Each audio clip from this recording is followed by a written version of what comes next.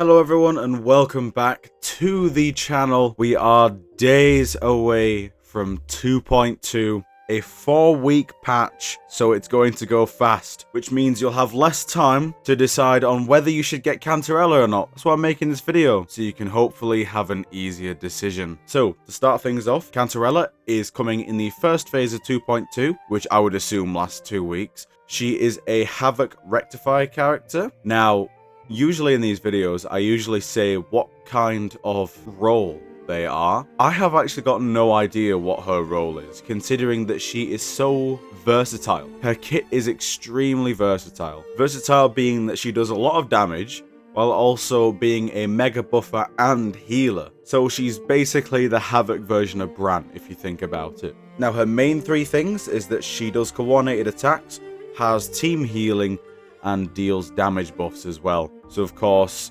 personally, I will be playing her as a sub DPS, and I'll be using Empyrean Anthem on her because of her coordinated attacks, because I have a main DPS of Camellia. And this leads me on to point number one. Reason number one as to whether you should pull her or not is, do you have a Havoc main DPS?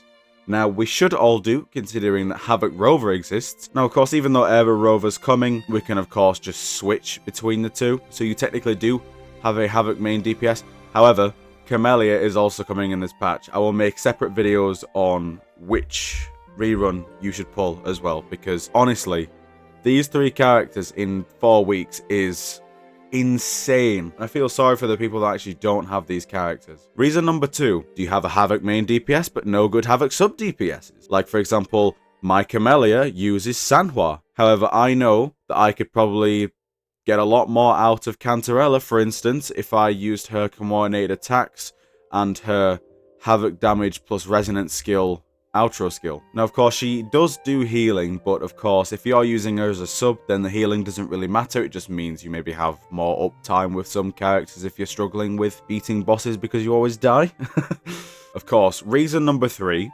Now, this is a sort of unconfirmed reason, but there is rumors, or quote-unquote leaks, that I've seen in passing, is that she'll be really good with Frolova when she comes out. Frolova obviously being Havoc, there is no way that Frolova is not a Havoc character. So of course, that is another small reason, although you can't really be pulling for characters just for that, I feel. Of course, reason number four is, if you guys for some reason like swimming, she has a lovely passive that allows you to swim quickly and perform a heavy attack in water. Now, I know there is a bit of drama around that. Personally, I think currently it's not a big deal because there's no region that requires swimming. Of course, this is a S0, unlike a certain other open world gacha game that has a C1 character that allows you to basically infinitely sprint and not locking exploration behind a $300 paywall. You know who you are. There are a few reasons not to pull her, of course. For instance, if you don't have a Havoc team, you don't really plan on having a Havoc team, then she's really not the type of person, because her outro skill is half Havoc damage. Of course, the other half is resonance skill. However, you could just pull Brant for that, because he does fusion damage and resonance skill buffing. So again, if you're pulling for a resonance skill outro skill, you might as well use Lumi.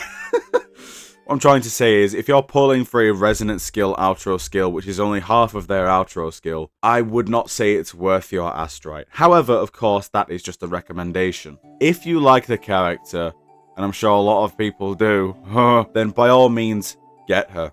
Because she is incredibly strong and incredibly versatile.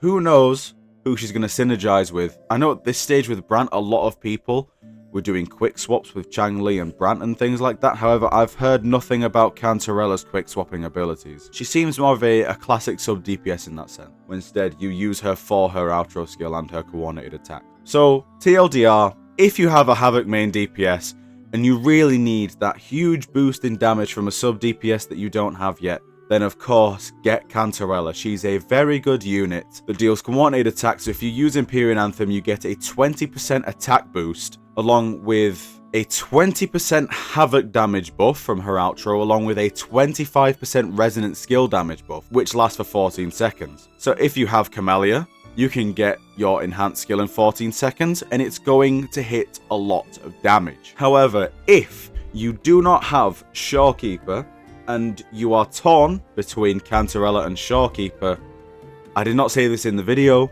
This is part of the TLDR, I know, because this is technically going to be for the next video. If you do not have Shorekeeper, do not pull Cantarella unless you are sure of it.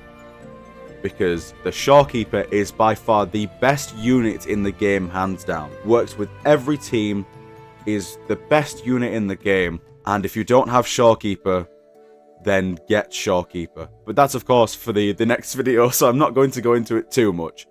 But of course, at the end of the day, this is just my recommendation, so if it was a bit all over the place, hopefully you guys can get the gist of what I'm saying.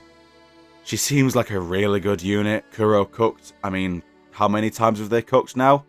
I think they own a bakery at this point. But yes, thank you all so much for tuning in, and I will see you on the next video very, very soon. Bye for now.